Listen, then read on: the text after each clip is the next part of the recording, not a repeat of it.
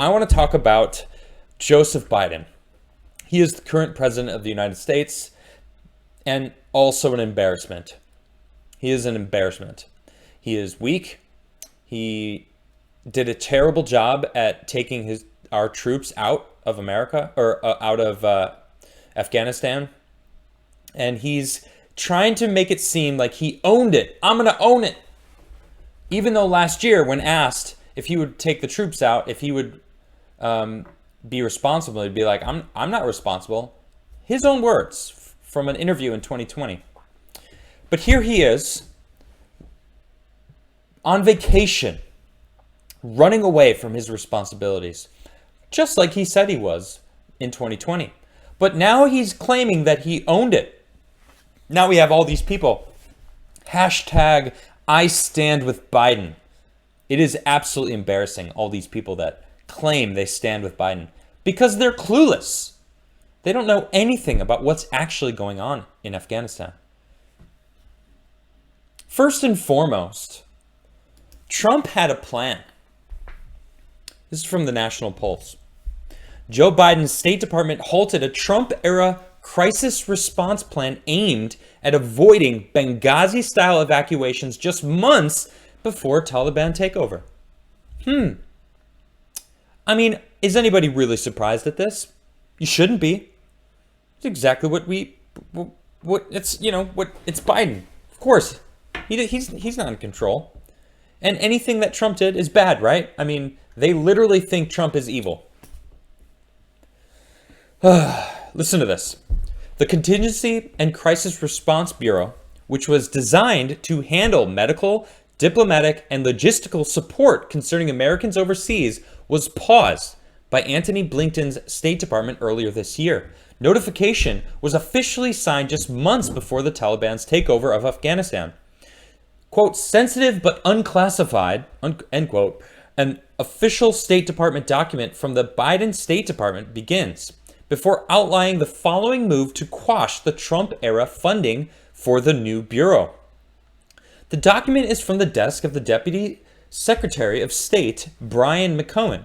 I don't know how to say his name, but whatever, confirmed in March by the United States Senate. And here it is, and it breaks it down here. The document is dated June 11th, 2021.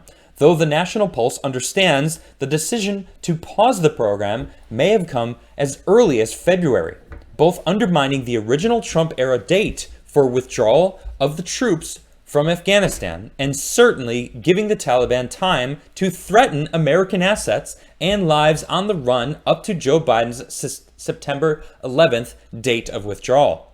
The subject line reads, SBU, Contingency and Crisis Response Bureau, and the body of the document recommends that you direct the discontinuation of the establishment and termination of the Contingency of Crisis Response Bureau, the CCR, and direct a further review of certain associated department requirements and capabilities. It goes on.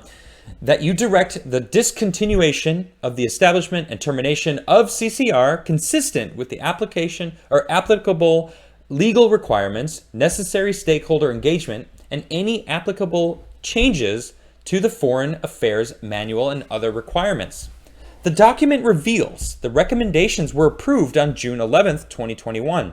Speaking exclusively to the National Pulse, former President Donald Trump blasted Biden's irresponsible move. Here's a quote from him. My administration prioritized keeping Americans safe. Biden leaves them behind. Canceling this successful Trump administration program before the withdrawal that would have helped tens of thousands of Americans reach home is beyond disgraceful. Our withdrawal was conditions based and perfect. It would have been flawlessly executed and nobody would have even known we left. The Biden execution and withdrawal is perhaps the greatest embarrassment to our country in history, a little extreme, both as a military and humanitarian operation. In a lengthy article in Vanity Fair from May 2021, the CCR, also referred to in overlap with predecessor/partner bureau called OpMed, is described as a little-known team of medics and miracle workers hidden deep within the U.S. State Department, or Department of State. Quote, even before COVID reared its head, OpMed was finding ways to do all sorts of things, serving as the hidden hand behind daring and often dangerous operations to rescue Americans from peril abroad, the article states, before going on to quote Secretary of State Tony Blinken on the importance of the program's goals. The Bureau of Medical Services Directorate of Operation, or OpMed as we call it, is a lifeline for the Department of State and American people. Though perhaps lesser known outside of the department, it's vital to our operation.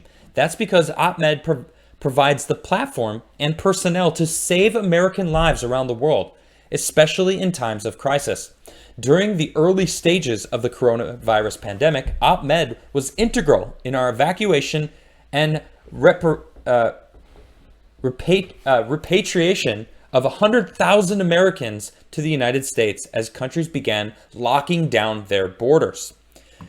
You know, this is pretty crazy. This stat, hold on, where is it? Up to 15,000 Americans remain in Afghanistan after Taliban takeover. 15,000! 15,000 Americans are still there. The Taliban has taken over. They are surrounding the airport, the Kabul airport. And I mean, their U.S. officials or U.S. military has already engaged with them. I believe they've shot 2 that were supposedly armed. Funny enough, I can't really find that story. It's not mainstream enough, I guess. But this is absolutely ridiculous, especially when you have, where is this? This. You might have seen this picture. This is a picture of supposedly 600 people crammed into an aircraft that was saving people. These are not American citizens. These are Afghanistan citizens. Mostly men. If you look closely, you see a couple of women. They're there. But it looks to be about 95% Afghanistani men. Well, what about the 15,000 Americans, President Biden? You're the president. It's your fault. I mean, we're getting to the point.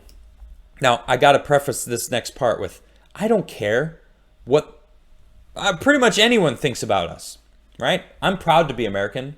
Very proud. All right. I love America. I'm American through and through. And this is the UK Parliament.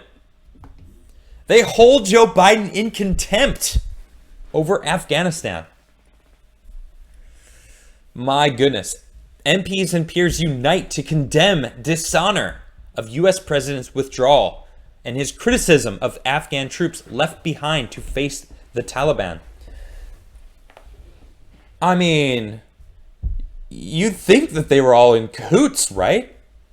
That Joe Biden was buddy-buddy with Boris Johnson. I mean, they were all, hey, what's up, man? And then they were, of course, barbecuing without masks, and we got pictures of that. Anyway, but that's besides the point. You know, Biden is the G Summit, whatever. They were all together hanging out. Even the UK, the Parliament, is holding Joe Biden in contempt. That's pretty bad.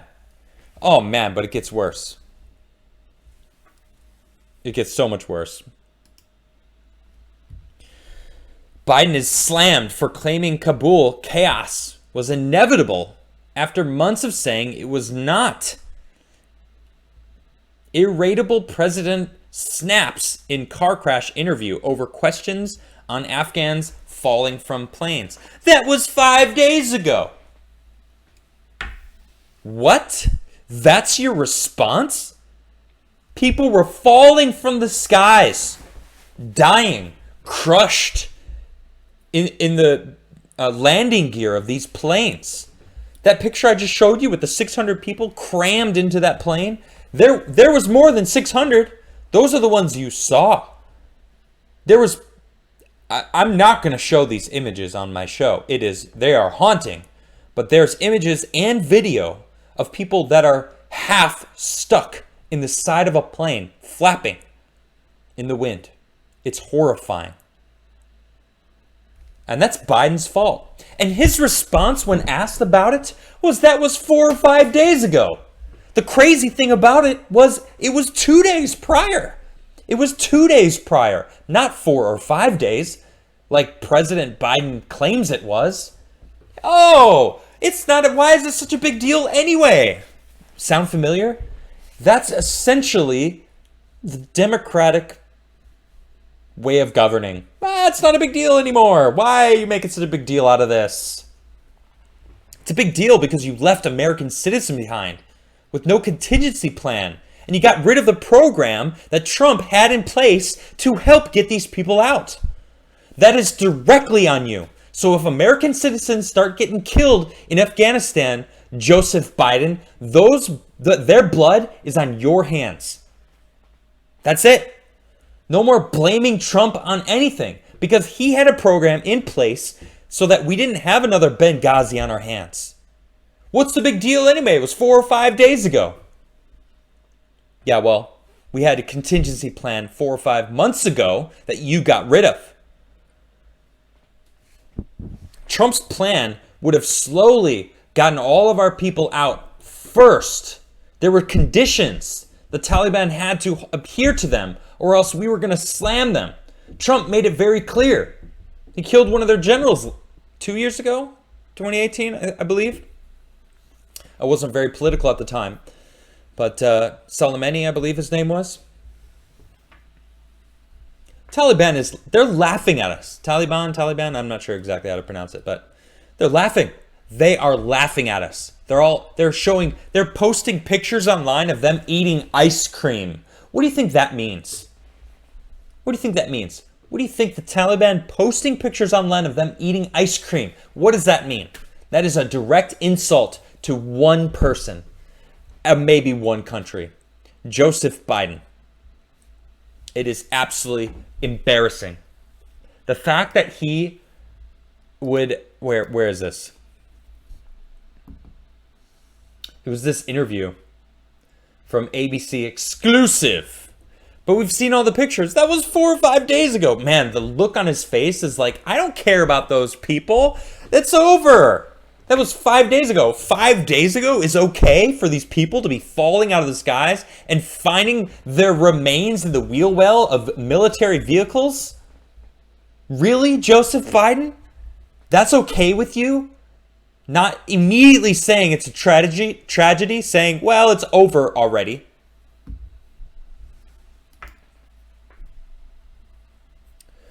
Oh man, it gets worse. It gets worse. I mean, look at this. The State Department reiterates call for inclusive Taliban government. They literally went out and said, I implore you, Taliban, to make sure that women are included and inclusive in your government. Do you know anything about the Taliban at all? Government? The U.S. State Department is asking them to allow women in the government. The Taliban doesn't want women to over the age of 10 to go to school. You think that they're going to allow them in government? What? Are you kidding me? This is like children running the government right now. That's what it feels like. Day one. Taliban shoot woman dead for going out in public for not wearing a burqa. And you think that they're going to allow them in the government and be inclusive? No, they hate the West. They think our entire society is wrong and is against their religion. The fact that you're asking them at all, that Biden's coming out and saying, whoa, we think that they want to be a legitimate government on the world stage. No, they don't care about your world. They think the West is the problem on this planet. That's what they believe. I mean, White House says Taliban has agreed to allow civilian safe passage. You believe them? You think they actually are giving you real, honest answers? when you ask them that, they're saying, yeah, sure, and then laughing. That CNN reporter who's out there, who had some guys that almost took her out. I mean, she's lucky to be alive, I think. I think that they're paying the right people a lot of money to be there right now. I can't believe she's there. Tim, why aren't you calling her out like you did Andy Ngo, right? She's a woman in Afghanistan right now, reporting with a camera. Where you at, man? Isn't that a terrible idea? She's got her producer with the camera. Didn't seem like she had security. Well, it's probably because if she had security, Taliban would be like, that's security. Get that guy out of our country. In fact, pow! I can't believe she's still there. I think she's absolutely crazy to be there right now. But after all this, I gotta say, it's nice to see this. Afghans protest Taliban, an emerging challenge to their rule. Okay, we actually have some Afghanistani, I don't know if Afghans, right, starting to challenge the Taliban. Of course, if you look into it further, the Taliban are very quickly squashing it, very quickly going, we're going to take you out, and they are. They are squashing all dissent because they want full control, and they're going to get it because they have all the weapons that we had been supplying Afghanistan for the past 20 years. Look, I don't want to be the world police. Okay? I don't want to be in Afghanistan. I don't want to be anywhere else. I think our military should be in America. All right? Not patrolling the planet, acting like the global police. But the fact remains, we've been there and haphazardly, half-assed, teaching them how to be soldiers. They weren't taking it seriously because we were there. All right, maybe not all of them, but I've seen videos that are absolutely embarrassing of these soldiers that weren't actually trying. And at the same time, I've seen the Americans laughing about it. Like, these guys are ridiculous. Not taking their job seriously to teach these people because they're going to have to defend themselves eventually. Look where we're at now. But none of this changed the fact that this is 100% on Joe Biden. It's all your fault, Joe. There was a plan in place. We had an entire organization designed to help save American citizens. There is at least 15,000 Americans still in Afghanistan. And you have a shelter-in-place order for them. Stay safe. Make your way to the airport. How are they supposed to make their way to the airport? How? It's absolutely ridiculous.